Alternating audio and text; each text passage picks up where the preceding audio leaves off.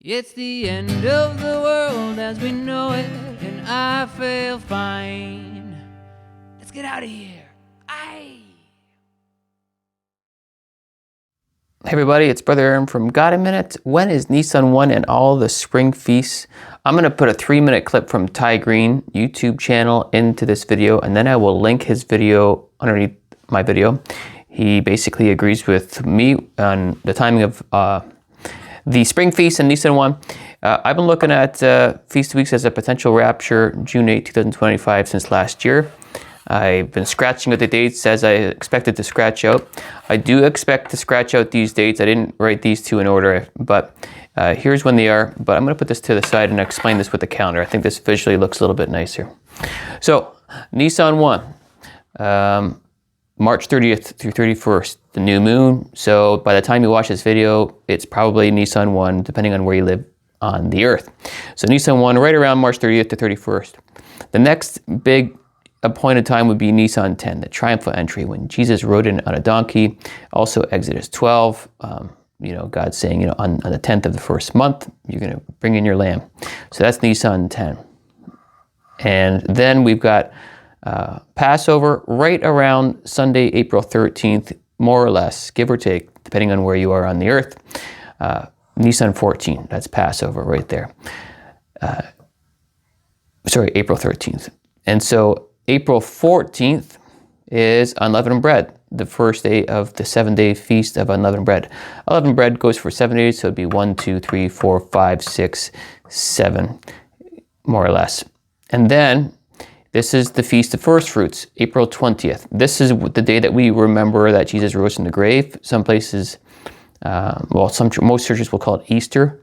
But we as Christians, really, we should actually probably be calling it Resurrection Sunday or something of that nature. But either way, the world calls it Easter. It's Resurrection Sunday for us, the day that Jesus rose from the grave. And we always remember it as the day after the Sabbath. So here's the Sabbath, the 19th. And so we're always supposed to recognize Resurrection Sunday because it's the day after the Sabbath. So we always celebrate it on a Sunday, according to Leviticus 23, because that's when the wave offering was offered. And that's the beginning of the Omer count, the 50-day Omer count. So that's a very important day for us to know when that starts, because then we can figure out when Feast 2 Weeks is. Okay, another important day to note is Ascension Day and Second Passover. So Second Passover is 30 days after Passover. And it's in the second month. It's the Nisan, it's not Nisan 14, it's the 14th day of the second month. And so that falls around here, right around May 12th. That's when a man has been on a long journey. And if he missed the Passover, he can come to Second Passover. It's a one-day event. And then the next day that people like to watch is Ascension Day. That's 40 days after he was seen, right? So that falls right around May 29th to 30th. Okay, so Feast 2 Weeks, the big day. How do you count to that? Well, it says 7 Sabbaths are complete, and then on the 50th day, you get to Feast 2 Weeks. Some people are a little bit confused. They think it's the 1st. They think it's June 1st, but they're not counting properly. So hopefully this video clears it up. You have to start from April 20th. Because in Leviticus 23, it's the day after the Sabbath, on the time when you would remember that he rose from the grave. So that's the day that we remember this year that he rose from the grave, Resurrection Sunday. So this is the first Sabbath that's complete. 7 Sabbaths need to be complete. So this is the first week, okay? And then that's the first Sabbath that's complete. This is the second week, and that's the second Sabbath that's complete. So these purple are the Sabbaths that are complete. This is the third week, that Sabbath is complete. This is the fourth week, that Sabbath is complete. Fourth Sabbath is complete. This is the fifth week, that fifth Sabbath is complete. This is the sixth week, that sixth Sabbath is complete. This is the seventh week, that seventh Sabbath is complete. And then the day after the seventh Sabbath, the seventh Sabbath, the Shavuot. Shavuot. Shavuot means weeks.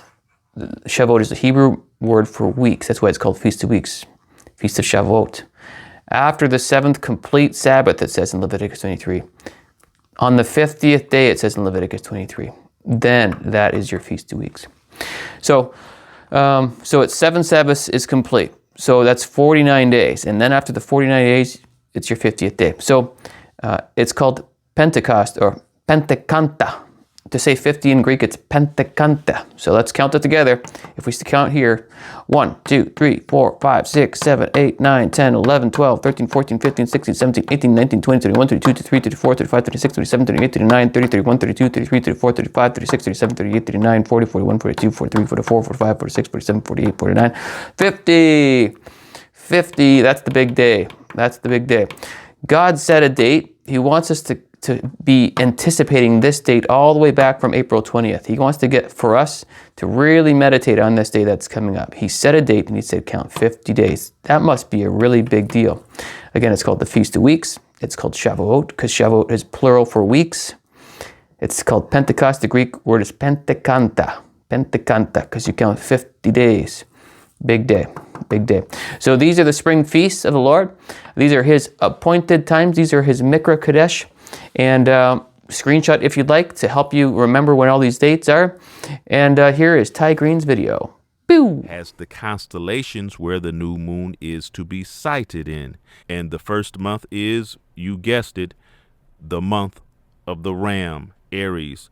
Let's see when this is because we can now observe when Nisan 1 is. Since the Jewish day begins in the evening, Nisan 1 is the evening of March 30th into the 31st. From here we can follow the Leviticus chapter 23 day counts to the appointed times, the feasts of the Lord. Leviticus chapter 23 verse 5 says, in the 14th day of the first month at even, that's in the evening, is the Lord's Passover, the evening of April 12th into April 13th. Passover, that's day 14. Verse 6, and on the 15th day of the same month is the feast of unleavened bread unto the Lord. 7 days you must eat unleavened bread.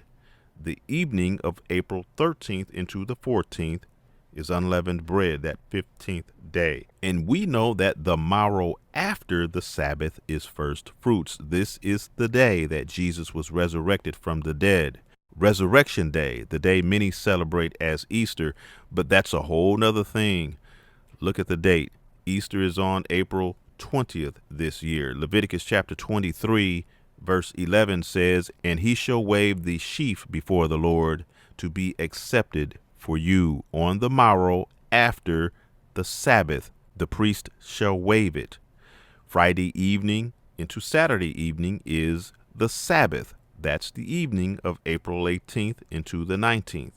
Thus, the evening of the 19th into the 20th is first fruits.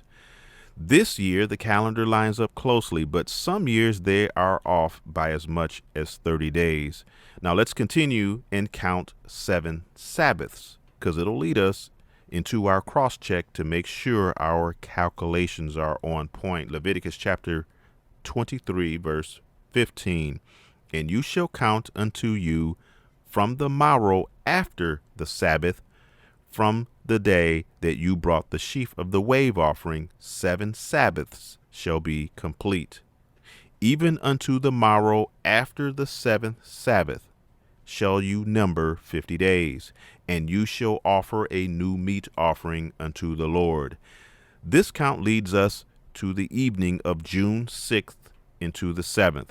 And the morrow after is the evening of June 7th into the 8th. This is Pentecost, Shavuot, the Feast of Weeks. Same date you get when typed into the search engine, but now you have an idea of how it's calculated and why. Because these do not line up like this every year. Hallelujah, I'll see you.